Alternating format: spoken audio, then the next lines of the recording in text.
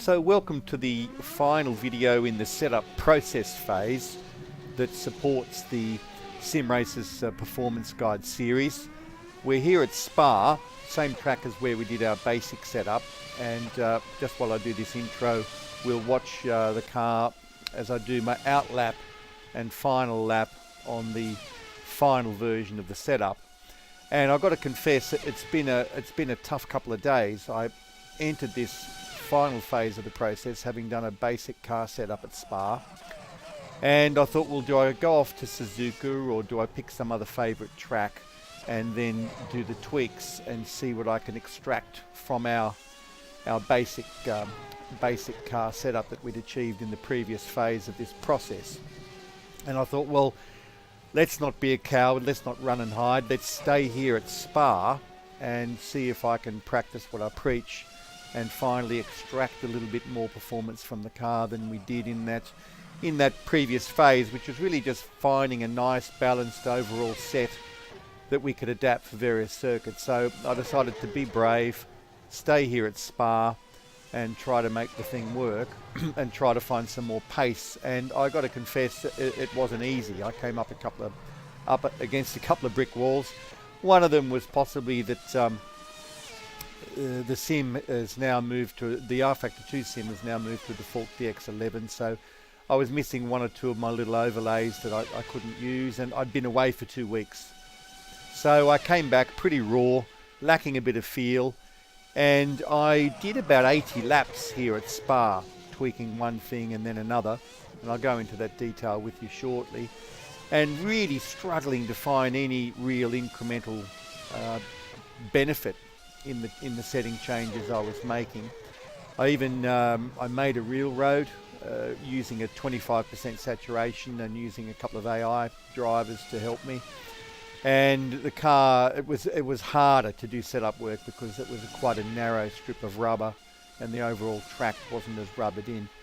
So I went back to the exact same real road that I'd been using in the previous phase and started work again, tweaking one thing and then another, and finally found a little bit of pace. Now we left the previous phase with I think a 150.719, and I'm here to tell you on the same fuel load and on the same tyres, so that's 90 litres of fuel and the prime tyre, I was able to find just under a second, which I got to confess is less than I'd hoped. I was hoping to come in here and say, okay guys, I'm going to weave some magic now and I'm going to show you what we can really do when we unleash all of our setup knowledge. But I was a bit disappointed about it all. But then I looked on the other side and thought, well, actually, does that not mean that the previous phase produced a car that had a pretty good inherent balance and we only had some tiny incremental gains to find? So I made myself a bit more comfortable with that thought. Ended up being a 149.912. In fact, this is the lap. It was lap 3. And what I'd in fact done was shut everything down, went into Motec to create some pictures to accompany the next video in this series, which is to explain how to use Motec and what to look for in Motec.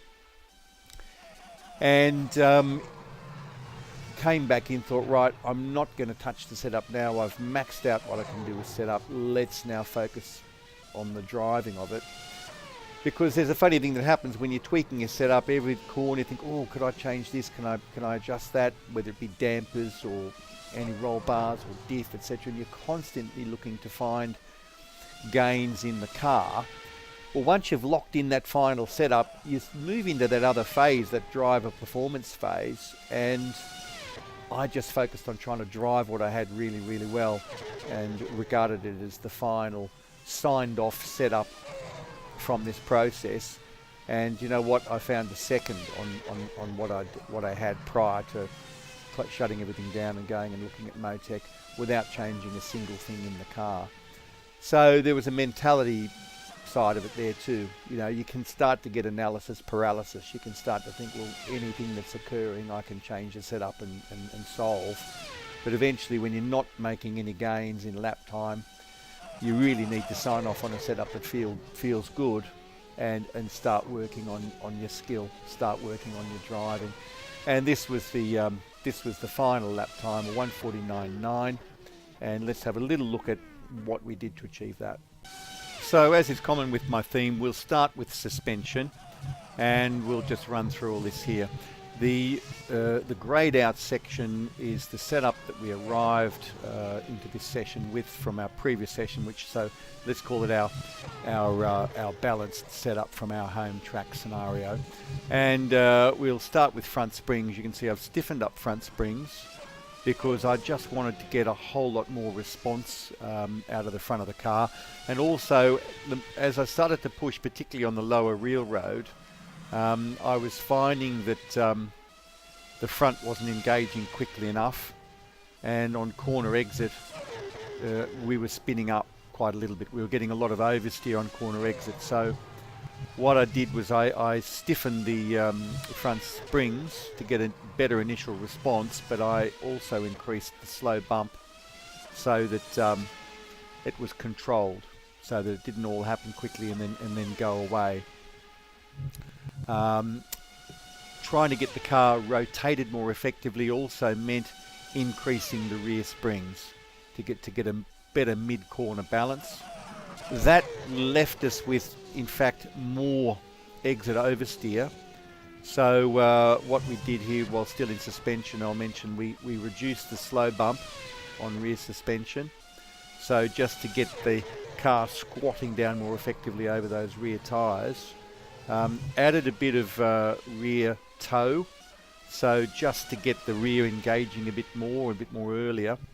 And then the other thing we had to do as well, oh, by the way, the ride height, if you'd watched the previous session, you'll see that I experimented with going down as low as 2.8 on ride height, but the rear of the car was glued to the road and the front just could not do battle with the rear, so we were getting just so much understeer.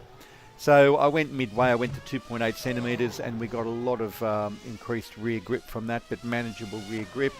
Checked ride height in Motec, and I didn't need as much packers as we had on the corners, so I lowered the packers ever so slightly on the corners of the car. But the exit oversteer issue was a big one, and so you can see here we've gradually climbed up with diff lock on power side to 19%. Which is seeming to work very well.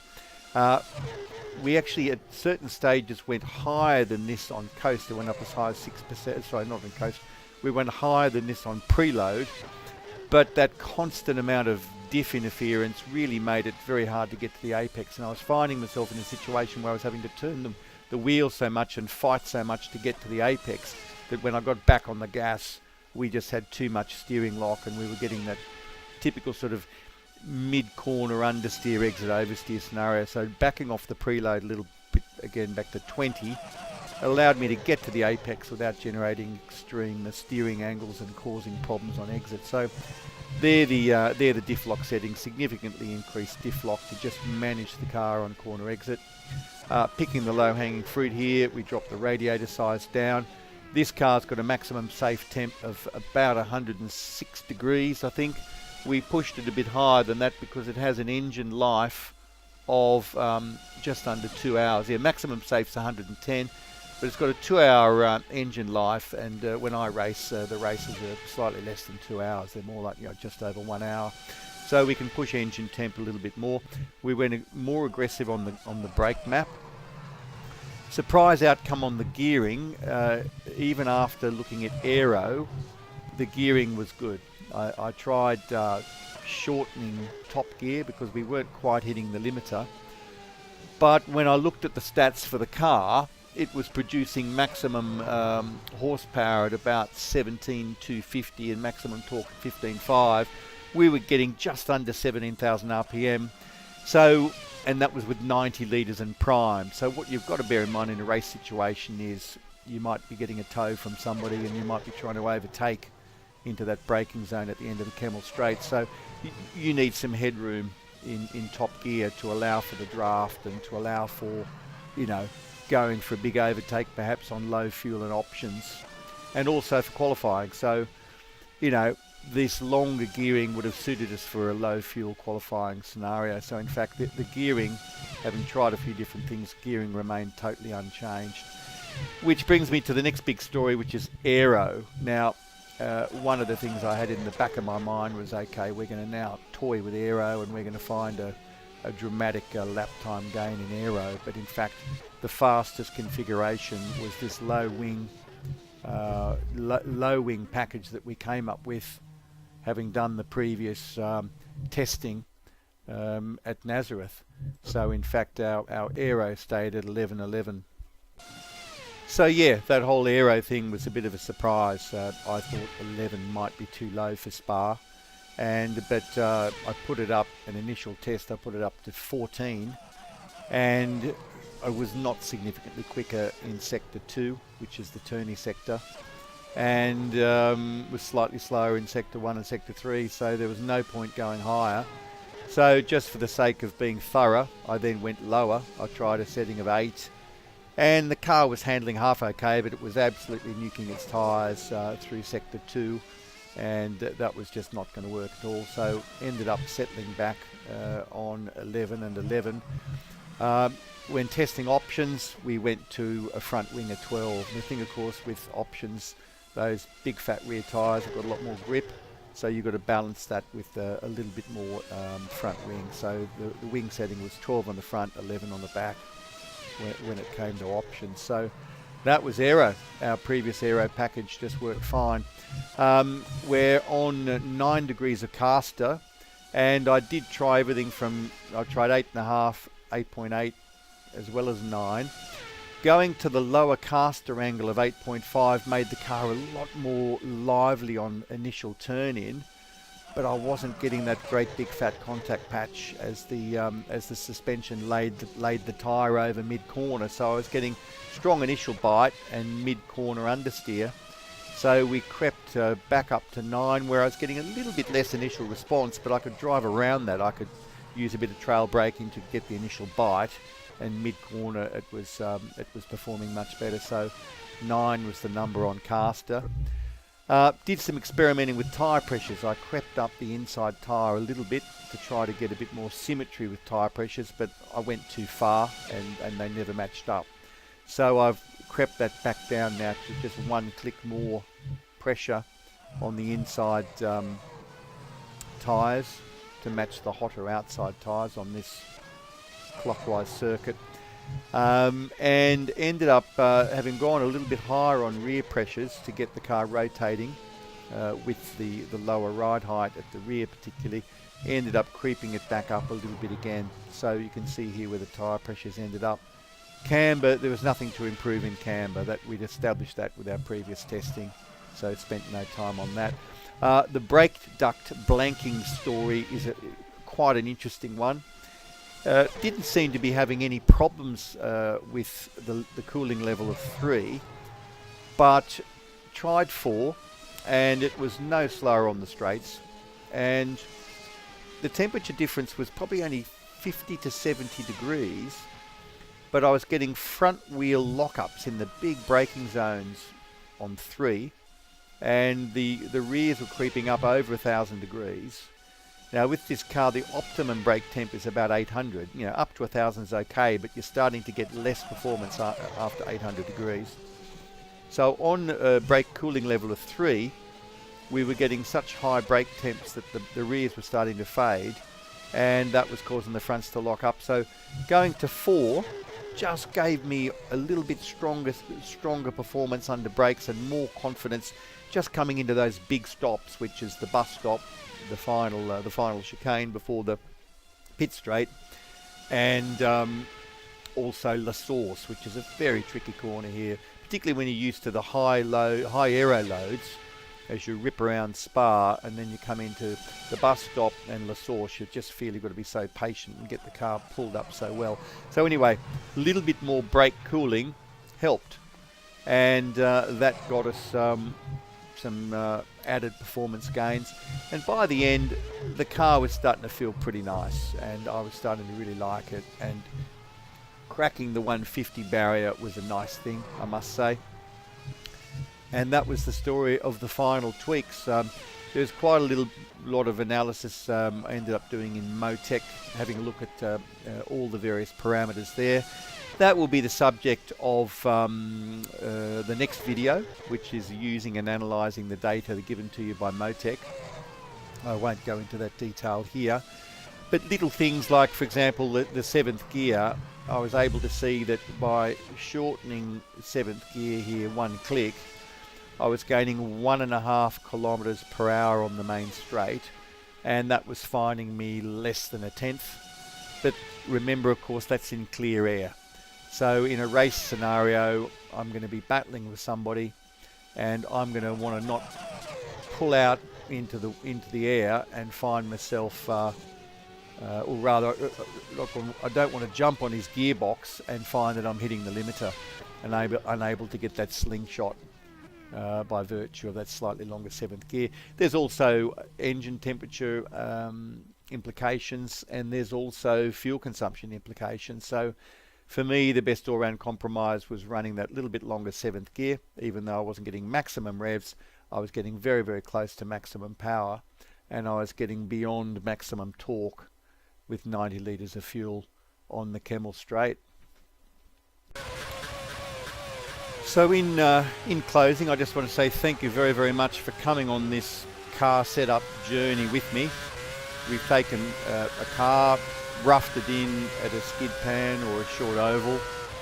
Then we've brought it to our home track to rough in if you like, a circuit setup that's going to work with minor adjustments for any track. And then we've finally done a race setup, and that's the stage it's at now. If I was to be racing on this circuit, this is how I would have the car set. So we're kind of job done. We're safe for working out fuel strategy and tyre endurance and those other strategic bits of data that we need to plan out our race. So this is the final setup. So thank you very much for doing me the credit of coming along. I'll link this final setup. I'll put a Dropbox link for this setup in the video titles down here underneath. So if any of you are curious about driving this particular car, the Formula Sim Racing 2017 car at Spa, and you want to see how it feels on defaults and want to see how it feels with this particular setup, you're very, very welcome to. These cars, or mods as we call them, are free to download from Formula Sim Racing.